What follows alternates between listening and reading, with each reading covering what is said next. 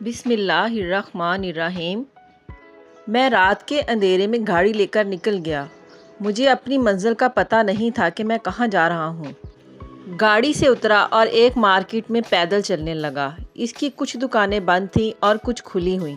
بس رات ہو رہی تھی اور لوگ اپنے گھروں کو جانے کی تیاری کر رہے تھے۔ پھر ایک ایسی گلی میں پہنچا جو میری زندگی کی طرح اندھیری ہو چکی تھی۔ بس سامنے سے ایک جگمگاتی ہوئی دنیا نظر آ رہی تھی۔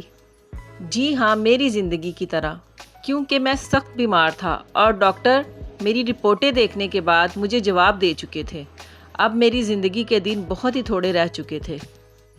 ڈاکٹروں کے مطابق میرے پاس صرف 10 دن کا ٹائم ہے۔ میری زندگی صرف اتنی ہی ہے۔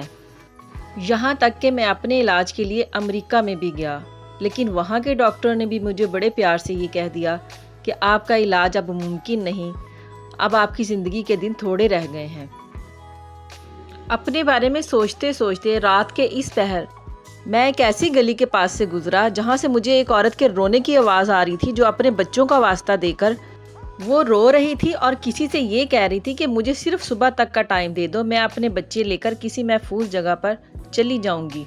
اس کے گھر کا تھوڑا بہت سامان رات کے اس پہر باہر گلی میں پڑا ہوا تھا اور اندر سے کسی مرد کی آواز آ رہی تھی جو یہ کہہ رہا تھا کہ اب میں تمہیں مزید بغیر کرائے کے اس گھر میں نہیں رہنے دوں گا۔ یہ سنتے ہی میرا ہاتھ اپنی جیب پر گیا جس میں تھوڑے بہت پیسے رکھے ہوئے تھے، جو کہ مجھے نہیں پتا تھا کہ کتنے ہیں۔ میں نے وہ پیسے نکال کر ہاتھ میں پکڑ لیے اور اس گھر کے اندر داخل ہو گیا۔ اس گھر کا ایک ہی کمرہ تھا، لیکن اس کی حالت بہت خراب تھی۔ مجھے مسلسل اس عورت کے رونے اور اس کی منتوں کی آواز آ رہی تھی۔ پھر میں نے تھوڑا اور اندر جا کر دیکھا۔ ایک نقاب پوش عورت زاروں قطار رو رہی ہے اور ساتھ یہ بھی کہہ رہی ہے کہ آج تو میرے بچے بھی بھوکے ہیں، میں آپ کو کرایہ کہاں سے دوں؟ وہ کہہ رہی تھی آپ مجھے 1 مہینے کی اور مہلت دے دیں، میں آپ کو پچھلے کرائے کے ساتھ یہ والے پیسے بھی ضرور دے دوں گی۔ لیکن وہ آدمی جو شاید مالک مکان تھا، وہ اسے بہت برے طریقے سے ڈانٹ رہا تھا اور اس کے ساتھ لڑائی جھگڑا بھی کر رہا تھا۔ پھر وہ غصے سے باہر چلا گیا۔ وہ عورت سہم کر بیٹھی ہوئی تھی اور مسلسل روئی جا رہی تھی۔ اسے کچھ پتہ نہیں تھا کہ گھر کے اندر کون آ رہا ہے اور کون جا رہا ہے۔ میں نے اپنی پاکٹ سے پیسے نکالے اور ہاتھ میں پکڑ لیے اور انہیں جلدی سے ایک خاکی لفافے میں ڈال کر اس عورت کے آگے کر دیے۔ اس نے میری طرف دیکھا اور جلدی سے ان پیسوں کو پکڑ لیا، جیسے آج اسے ان پیسوں کی بہت ضرورت ہے۔ پھر میں نے اگلے ہی دن کافی سارا راشن کا سامان اکٹھا کیا، کم از کم یہ 2 مہینے کا سامان تھا۔ اس سامان کے ساتھ میں نے اس کے خرچے کے لیے کافی سارے پیسے بھی لے لیے اور اس کے گھر کی طرف چل پڑا۔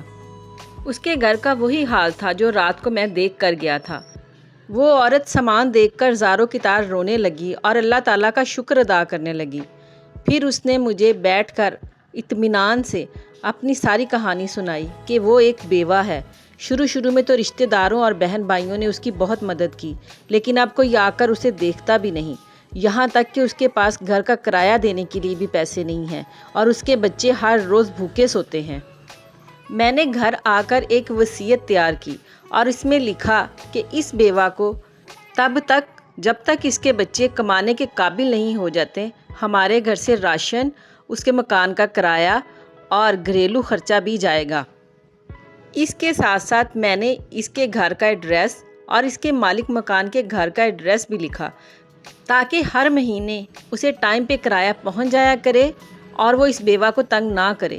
میں نے اس کے بارے میں اس کے محلے سے بھی چھان بین کی تھی اور وہ سچ کہہ رہی تھی، اس لیے میں نے یہ سب کچھ کیا۔ اور پھر اپنے گھر کی الماری کی خفیہ تجوری میں اسے اپنی باقی چیزوں کے ساتھ رکھ دیا، تاکہ میرے مرنے کے بعد اگر میرے بچے یہ والی چیزیں دیکھیں تو ساتھ اس وصیت کو بھی پڑھیں۔ میرے پاس وقت بہت کم تھا۔ ڈاکٹروں کے مطابق 10 دن کے بعد میں نے مر جانا تھا۔ اسی طرح وقت گزرتا رہا اور میں اپنی موت کا انتظار کرتا رہا۔ 10 دن گزر گئے، یہاں تک کہ 1 مہینہ بھی گزر گیا اور میں نے اگلے مہینے کا راشن بھی بھیج دیا۔ اسی طرح دن گزرتے گئے، دن مہینوں میں اور مہینے سالوں میں بدلتے رہے۔ قدرت کے اس کرشمے پر امریکی ڈاکٹروں کی ٹیم بھی سر جوڑے بیٹھی تھی۔ 20 سالوں کے بعد ایک دن ایسا آیا کہ اس بیوہ نے مجھے پیغام بھیجا کہ اب اسے راشن کی ضرورت نہیں۔ آپ کا بہت بہت شکریہ۔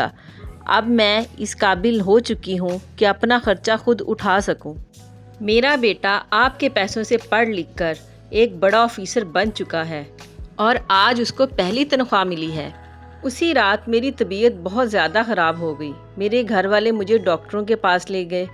میں علاج کے لیے امریکہ چلا گیا اور وہاں کے ڈاکٹر پھر کسی کرشمے کے انتظار میں بیٹھ گئے۔ لیکن میں سمجھ چکا تھا کہ میرے اللہ نے جو کام میرے ذمہ لگایا تھا وہ اب میں پورا کر چکا ہوں اور یہی میرا آخری وقت ہے۔